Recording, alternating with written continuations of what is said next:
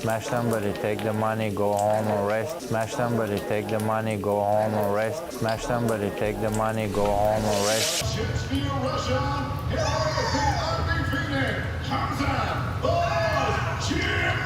What about that lad Kamzat Kamaev?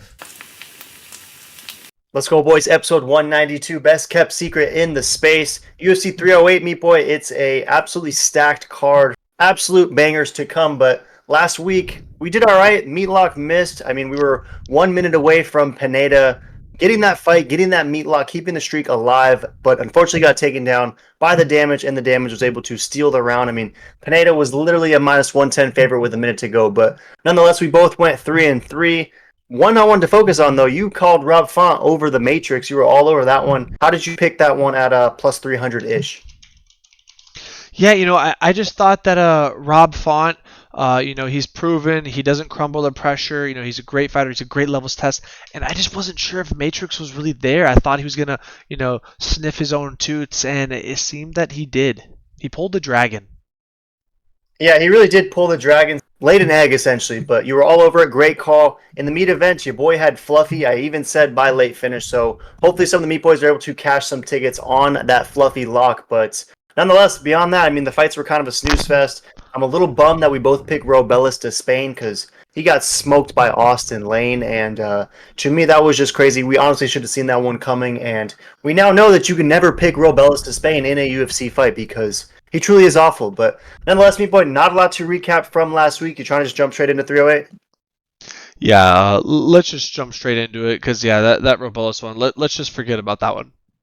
Yeah, put it on the back burner and swap us through, Meat Boy, because this one, it's the Meatlock. Obviously, you see the text, and it's the boy Meekdebek Oral by, a.k.a. Oral Goat, who at minus 310 just seemingly is on another level. I mean, this dude is an absolute beast, well-rounded. He's a minus 310 favorite and is undefeated in the UFC thus far, and we've just been especially impressed with his well-rounded game. I mean, the way he absolutely smoked the doctor, Uros Medic, easy light work, got that second round finish, and then against Elvis Brenner, that was even greater domination, and Brenner is a dude with a lot of UFC wins and is a pretty tough out nonetheless. So he's basically the last guy you would ever want to see at night in a dark alley is Oralby, and he's taken on Rabisti, who at one point we were pretty bullish on him, right? 19-1, the dude is 3-1 in the UFC, but he just fought against Carlos Diego Fajeda and essentially got exposed, right? I mean, when Rabisti was having a lot of success, he's winning those early contests, he's all juiced up, jacked out of his mind, way stronger than his opponents. But when his opponent survives 5, 6, 7 minutes, the dude absolutely blows a load and is gassed out before the fight even begins. So when Oralby is against him, we think that it's going to be more of the same. Probably a decision or maybe a late finish for the Oralby. So what are your thoughts on this Meatlock? How do you think he gets it done over Rabisti? And do you think it's early or often? Yeah, I think this is going to be a decision or a late round finish. Rabisti was exposed. His gas tank is lacking. He's really a two-pump chomp. He's going to put it all out there, very explosive, very strong, very powerful.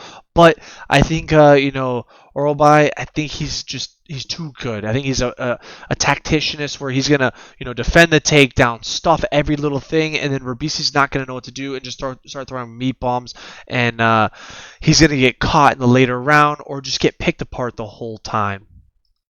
Yeah, it should be start to finish domination. Whether it lasts for 3 rounds, whether it lasts for 2, that's to be seen. But at some point, Rabisti is going to break, and when Oralby sees a guy breaking is when he usually capitalizes. And Tapology's all over the Oral Goat as well. 89% is rolling with Oralby, 11% going with Rabisti, and he's going to be way more well-rounded. Should have more tools than Rabisti, who kind of just has that pressure top game. And again, ultimately, once his gas tank expires, he is pretty much dead to rights. And Oralby also 6 years younger and just a dude who is seriously on the rise. He's on this card for a reason, and I think that a lot of new fans become familiar with who Meekdebek Oralby is after this contest. So I like where your head's at, Meat Boy. I think that that third, maybe even second round finish could be live, or I mean, I don't know. I don't see a world where Rabisti survives this contest. So I think officially it's second or third round finish for the Oral Goat. We'll be keeping it simple, throw down an easy 310 to net 100. Should get us back on track after the Pineda fumble of last week. So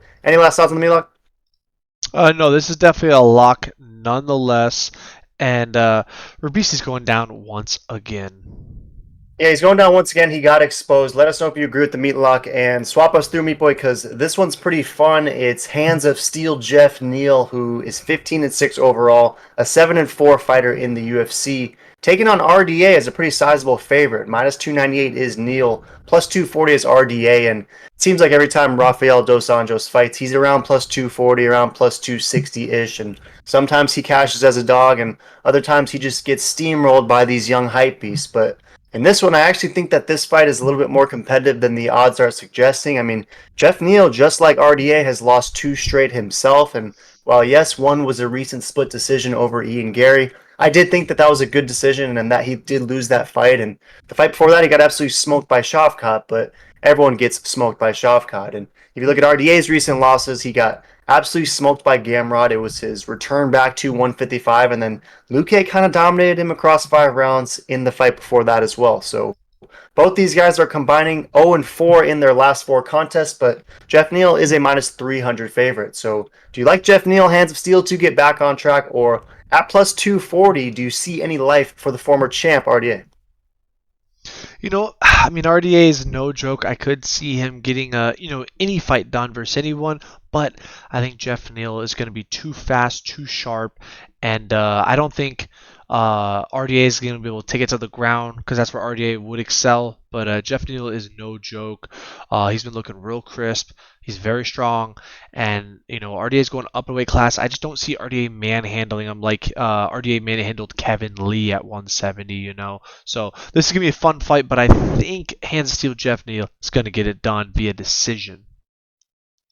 Yeah, I think you nailed it. I think the jump up to 170, and obviously RDA is a dude who has jumped back and forth before, but Jeff Neal's pretty big, right? I mean, he's almost 6 foot. He's going to have a 5-inch reach advantage on RDA, who is about 5'5", and his frame, his game works against 155ers, but against these bigger welterweights, I don't know if that's going to be a recipe for success. And Tapology is with you as well, Meat Boy. They're pretty bullish on Jeff Neal. 89% is going with Hands of Steel, and I was interested to see that it's half and half Brown for the KO, half beige for the decision.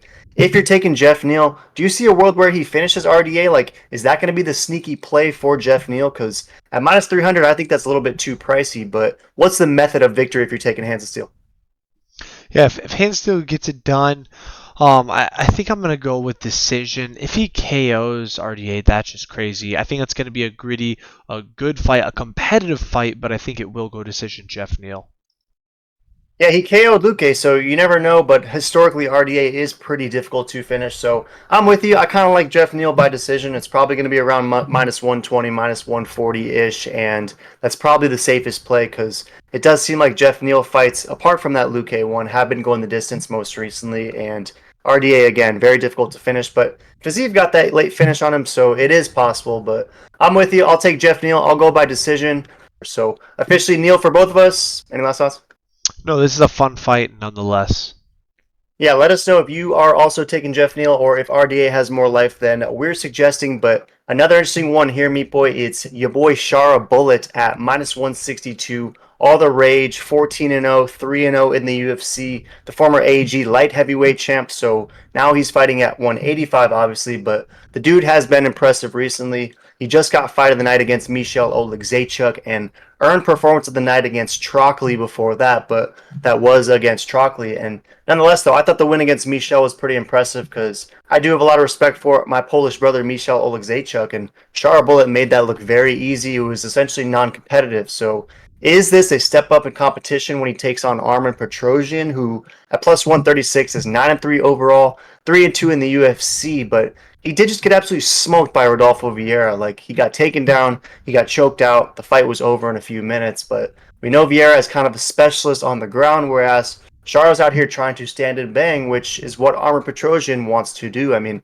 this guy's a win over the RoboCop. So do you see any life for Petrosian at plus 136? Is he going to steal the show and steal the hype from the Shara Bullet, or is this another tomato can for Bullet? This is definitely another tomato can for the Bullet. I think Captain Pirate over here is going to get it done. Probably decision. Honestly, I'm sold that he's never going to lose until he's a top brand and fights for the belt or something. It just seems like that he's just too marketable for, a lot of parts of the world, and he is a fun fighter to watch too. He definitely has a very energetic. His gas tank is way better than I expected, because he had trouble before, but then his last few fights he's been looking real good. So gotta give him more credit as credit's due. He's definitely leveling up, and I mean I could see him in the top 5 in the next couple of years, but it's gonna be a slow sizzle. It might even be like a Sugar Sean sizzle.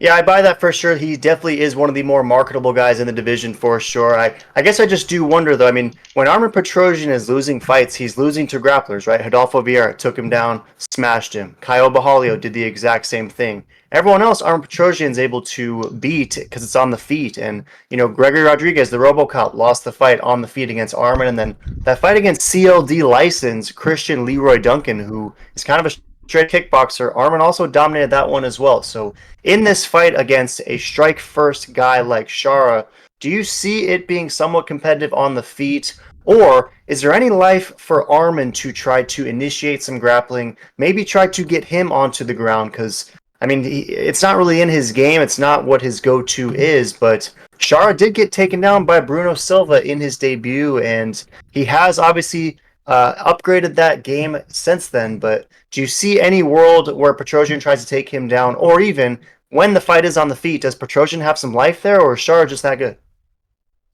Yeah, Sharp might be that good, but I don't know if Petrosian, if he goes for grappling, that's going to be his best path to victory, and then he does have a chance. If he tries to stand and bang, he's definitely going to lose. Magomedov, I think, is a crispier, better stand-up fighter. So it's almost like he probably, expect the least expected thing, which is he wrestles. So if he wrestles, he could win this, but I don't know. He probably won't. Maybe, I don't know. That would be very crazy, but he probably wins if he does wrestle. If he doesn't, he's definitely getting beat pretty easily, in my opinion. Yeah, that's what I wonder. I wonder what it looks like on the feet, and again, if Petrosian initiates some takedowns. But we'll see. I mean, I don't know what the fight IQ of Armin Petrosian at this point is, but the odds are pretty close. I mean, I was thinking that Shara Bullet would be closer to minus 300, but he's around minus 185. Some places have him minus 162 as of recently, and Armin around plus 140. So some think that Armin might be sharp in this one. I'm kind of torn. Tapology is not. 84% is going with Shara Bullet. They're going beige for the decision. If you're taking Shara Bullet, is a decision most likely? Yeah, I think it's most likely decision versus Petrosian, and I'd be very surprised if he gets a KO finish or anything. Definitely no submission, that's for sure. But yeah, so decision's most likely going to happen. Yeah, I'm torn on this one because I don't know how good Shara Bullet is just yet, and I don't know if I know how good Armin is either, because I sort of thought that Armin would just go out and get steamrolled in this contest, but the fact that they're that close makes me a little bit nervous. So I'm actually going to take Armin in this one, Meat Boy. Not a lot of rationale as to why. So something about those odds tells me that Armin has more life than people are suggesting, and if Shara Bullet is just this absolute one-dimensional hype beast and Petrosian is a lot better than people know, then maybe it's a recipe for a Superman lock. So I'm going to go Armin Petrosian. I'll say by close decision. I'll take Armin by YOLO. Any last thoughts? No, this should be a fun fight nonetheless. Yeah, we'll see for sure. Swap us through, Meat Boy. A couple to go. My most anticipated fighter on this card, it's the homie Magomed Ankalaev, who at minus 360 is fourth from the top, getting no love continuously from the UFC, despite the fact that he's 10-1-1-1 in the UFC. The dude hasn't lost since his debut. In the final second of a contest, he was absolutely dominating against the Bear Jew, and ever since then, he smokes everyone he goes against. Performance of the night finishes. He's absolutely killing everyone. And then he runs into this recent spree where things got a little wonky, right? He fights to that split draw against Jan Blachowicz in a vacant title fight opportunity. He fights against Johnny Walker next, and it ends via illegal knee when Walker's unable to continue. Then he returns against Johnny Walker and gets an absolute easy performance of the night. Light work finish over him. So it seems like Ankalaev maybe has made the turn, but the odds, or the UFC seemingly is not about that, because they're still burying him midway through the card against Alexander Rakic, who straight out of the Derek Zoolander Center for Kids Who Can't Read good. Rakic has lost 2 straight, just got absolutely smoked by Jiri, got finished. we were making pizza at your crib, and we look over, we meat locked Jiri, and that cashed with ease. So in this fight, do you see any life for Rakic at plus 285, or is this a sweet tomato, a solid tomato can for Ankalaev to not only dominate but get another convincing finish over, or is it a snooze fest? Yeah, no, this is definitely gonna be a fun fight. I hope it's not a snooze fest. I think Magomed definitely knows he needs to get a finish to get a title shot next. He really wants to fight for that title. UFC's kind of giving him the Marab treatment. Hey, keep fighting all these tomato, like they're good, but tomato cans don't fight the top 2 or 3 guys. You're just not as marketable as these other guys, so let's avoid you because you're probably gonna win in a boring decision. So this one, I think he's gonna come guns blazing. I think he's gonna finish Rakic in the first round. It has to be what Ankalaev is gunning for. I mean, I think back to that rematch against Ewan, like that first fight, he dominates Ewan in the first 30 seconds, but the stoppage was somewhat questionable, and then they ran it back, and Ankalaev was like, okay, I'm going to do the same thing again in the first round again, and he was seemingly fighting very hungry in that contest, but then he rifled off 3 straight unanimous decisions, so the hunger went somewhere. I mean, it's difficult to criticize a guy when he's winning fights, but from the marketing angle, we understand how the UFC treats these guys, and it's not getting it done. It's not earning a title shot when winning via the decision fashion. But nonetheless, Ankalaev, odds makers are plenty of respect for him. Obviously, Tapology, plenty of respect. 80% going with Mago Meat. Majority is beige for the decision. Only 20% going with Rakic. We're taking Ankalaev in this one. We're taking him by finish. You really think it's first round? Yeah, I think it's gonna be first round because I think Rakic is going to go in there guns blazing, and Magomed is a master counter striker. So he's going to counter strike KO first round.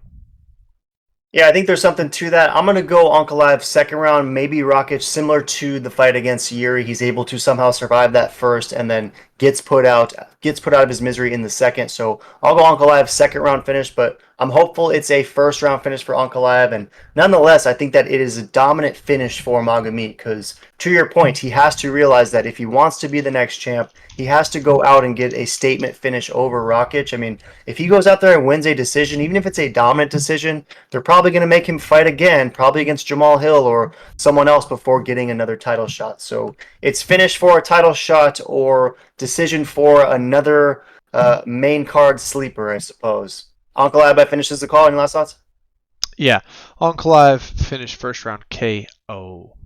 Let us know if you're rolling with that because Tapology, like I said, about half of them is going with decision. They think that Mago Meat is in for another Mago Sleep decision. So let us know if you're bullish on the finish like we are. Swap us through, Meat Boy. We got 2 to go. Co-meet event. It's Wednesday. We're hopeful that by Saturday this fight is still a go, but Hamzat fights, you never really know if they're going to happen. And hopefully this one does because he's a minus 245 favorite. Is Boers taking on Robert Whitaker, who at plus 200, the former middleweight champ, has won 2 straight. He just looked better than ever when he got that performance of the night finish over Ikram Lokram. And I know I thought that Ikram had more life in that fight than he did, but that was clearly too much too soon. And that was a fight where he was supposed to be fighting against Hamzat, and now we're finally getting it. So in this fight, Boers, last time we saw him was over a year ago at this point. It was against Kamaru Usman, and it was a middleweight fight where he sort of gassed in that third round, and Kamaru really made it an interesting fight. And one thing I want to focus on for this fight is it's a 5-rounder. I mean,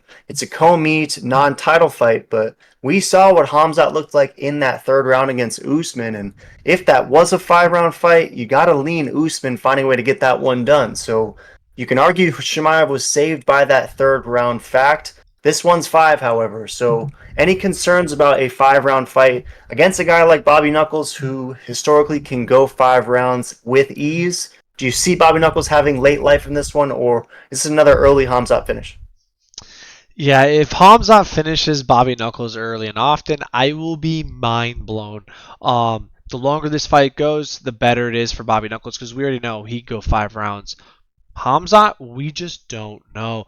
We don't even know if he's going to show up this weekend, so I can't put too much stock or faith in him performing in this one. It's pretty crazy to see him as this big of a... I mean, it's actually not that big of a favorite, but man, the disrespect, plus 200, Bobby Knuckles. I got Bobby Knuckles winning this easy and often. Yeah, it's crazy because Bobby Knuckles, I mean, obviously, if you've been around the UFC for a long time, the dude has been here for about a decade, yet he's only 33 years old. You can argue he's in his prime and is looking better than ever. But like you said, Boris around minus 200. Anytime Hamzat fights, until he loses, the odds are going to be pretty inflated. And this one, I mean, usually it's minus 500 for Hamzat. So I'm actually surprised that the odds aren't even larger in this instance. But plenty of respect for the Reaper, clearly. In this fight, though, I mean, Hamzat's going to be way bigger. He's got 2 inches. He'll have the reach on him as well. He's younger by 3 years. And if the fight is on the ground in the first couple rounds, how do you anticipate this fight going? I mean, do you even see Chimaev taking the fight? Do you see Whitaker being able to stuff a takedown from Hamzat, or does he get taken down? And if so, how do you think he survives down there, especially in those early rounds? You know, how I look at it on that part is if Dricus du Plessis can take down Robert Whitaker, I think Hamzat probably can too. If we're gonna put Hamzat as the best grappler in the division, or at least near the best, if he can't take Bobby Knuckles down, then it's like, holy crap, is Dricus seriously the best grappler in the division? That's insane. Now, can he hold him there? That's a whole other topic where I don't know. I mean, he couldn't really ragdoll Kamaru Usman down there, and Usman's a small guy. He did beat him, pretty decisively, but that was still a competitive fight.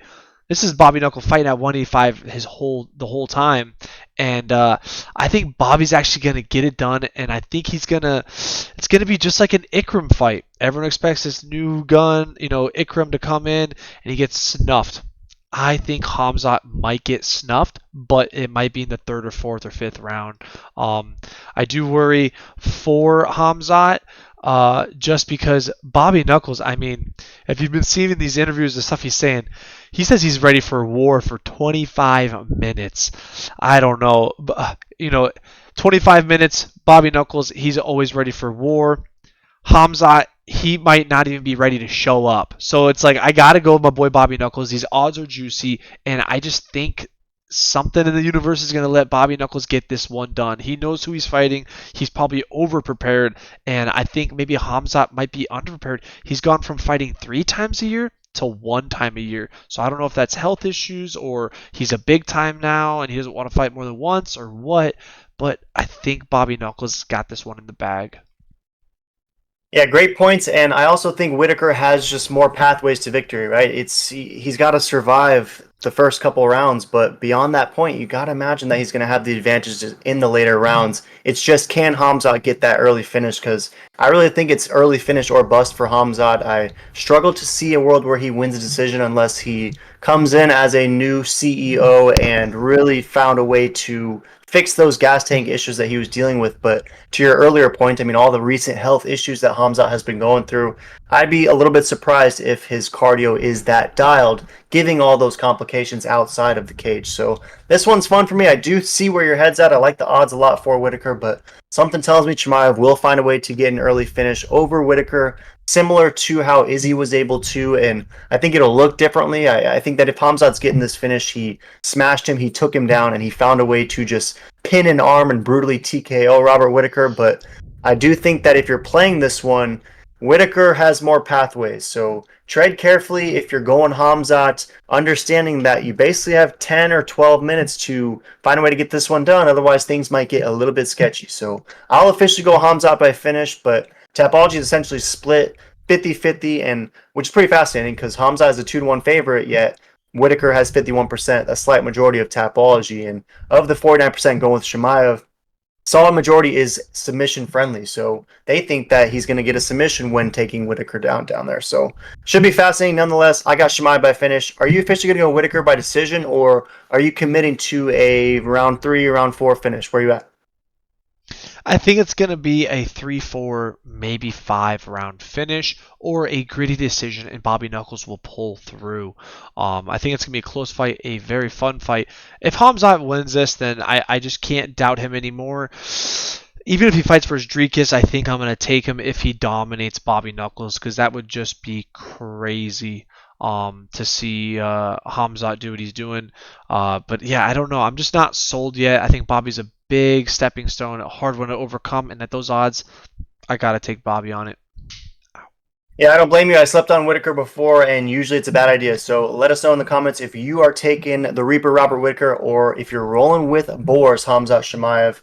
Meat Boy has Whitaker. I have Shemaev. Swap us through the Meat Boy because this is the one I'm most curious to get your perspective on. It's two fighters I know you have a lot of respect for. Ilia Topuria, aka El Matador, is a minus 240 favorite. And again, this is Wednesday. About a week ago, Topuria was around minus 145. So the odds have significantly swelled in his direction. And it's interesting to note that because the dude is 15-0. He's 7-0 in the UFC. He's the former Cage Warriors bantamweight champ and now he's the current featherweight champ, but he's taken on Max Holloway, who is the former featherweight champ himself and is the current BMF champ. And it's crazy to note that Max Holloway is 26-7 overall, yet his UFC record is 22-7. So basically, his whole career has been inside the UFC, and this is his 30th fight, whereas it's the 8th fight for El Matador. But the odds suggest that Topuria, despite only a third of the UFC experience, is the guy who is coming in this one with easy light work finish on the mind, but he's also a dude who's carrying a lot of confidence, and we know Max Holloway is a dude not really to get thrown off by the mind games, but Topuria is kind of bringing a strange energy right now, and I don't know if Max Holloway has been affected by it, but what do you make of this build-up? Do you see Topuria as just this dude who no one's going to beat? Because that's essentially the version he's selling to everyone else, and we saw this story once before in Conor McGregor, where he told us how good he was, and then he went out and literally just showed it and dominated and proved that he was that guy. So is Topuria that guy even against Max Holloway? Yeah, man, this is such a tough one because I mean, we've been riding Taporia since day one. You know, we saw him in the beginning and just like, man, this guy's a stud. Little did we know he was going to be champ this quick, and little did we know he was going to snuff Volkanovski that easily. But you know, styles, make great fights, and this is just a different matchup for Taporia. And I gotta root for Max on this one. I think Max is going to put on a pace, put out a volume, and I don't think Taporia is going to be able to even take Max down, and that's where I think Taporia is going to have issues. Taporia had issues with Volkanovski. The speed was insane. He had to do the Matador bull run to haymaker combo. Landed. Would it work again? I don't know. When they were fighting, Volk was winning, in my opinion, pretty easily. His speed was insane compared to Taporia's, but Taporia packed a punch. Volk ate it. Max doesn't go out. If he flatlines Max, I will be mind blown. Taporia's never losing, and he's probably beating Islam. Yeah, good stuff. Because if he is able to be the first dude to finish Max by strikes, then how are you ever going to pick against Topuria? Because Max Holloway seemingly has the iron chin, has never really even been rocked in a contest, at least not that I can recall. And if Topuria has that one punch sleeper like he demonstrated against OGM, then the dude is on another level for sure. But Tapology is picking the Matador. They're leaning ever so slightly, 60% taking Ilya, 40% going Max Holloway, and for both fighters, it's beige, aka decision, is what is most likely. Do you buy that? And do you see a pathway for finish for either guy? And if so, who do you think has the greater likelihood of winning by finish? Because again, Holloway never gets finished. Any chance that Topuria gets finished by Max? I mean, if Taporia gets finished by Max, that is insane. Nothing surprises me just because he just snuffed Gaethje and he's been dropping people pretty good. But I don't know. Taporia's never been finished. He's never lost. So I gotta imagine it's gonna be an absolute war. I mean, I think this fight goes to decision. Whoever wins, but wouldn't surprise me if either one wins by KO. But yeah, I think Max is gonna win by decision. I'm with you in the sense I do think this fight goes the distance and is likely a decision victory for either guy, and I can see this fight being 2-2 heading into the fifth round, but I don't know, something tells me Topuria is going to find a way to get this one done, and at minus 240, I don't like the odds at all. I mean, I thought that this should have been a straight up pick 'em, and the Tapology metrics somewhat suggest that it could be that way, but they're slightly taking Topuria, and the odds makers, I mean, the line keeps inflating, so I'm taking Topuria. Don't like the odds. I think that Topuria by decision is likely the play, though, and maybe even Topuria by split or majority, because I see this fight being very close. I don't see anyone getting a finish, and I hope that Max is the one that edges Topuria in the end, but something tells me that this Topuria guy is built a little bit different, and I'll have to see it to believe it as to whether or not anyone can beat this guy. But then again, Jai Herbert almost rocked him and had him basically fake slept. So hopefully Max can do the same. I'm taking Topuria by close decision, though. Any last thoughts on the meat event? Should be fire. Yeah, no, the meat event is going to be absolutely insane. This whole card is stacked, super pumped. But yeah, I'm rooting for Max. I think Max has got his number, and I think Topuria is going to get humble pied this weekend. I hope so. Let us know in the comments if you're taking Topuria, if you're going to play it at minus 240, or if there's too much danger and just too much juicy value for Max Holloway at about 2-1 of a dog, which is insane. But nonetheless, Meat Boy, we both went 3-3 last week. We broke down another 6 this week. Are we going 3-3 again, or are we 6-0? What's our records after this one? I'm going to go with 4-2 on this one. Hopefully, I can get one more better than last week. I think 4-2 is probably safe. This week is interesting, right? You wonder if some of these dogs are going to cash. I mean, we saw some interesting stuff last week. All I know is that the Oral Goat should get this one done. Easy light work over Rabisi, and I think Magomed is also a lock. But nonetheless, people, UFC 308, any last thoughts? No, this is a fun card. Throw in the comments who you taking and why, and if you agree, disagree, smash like, subscribe.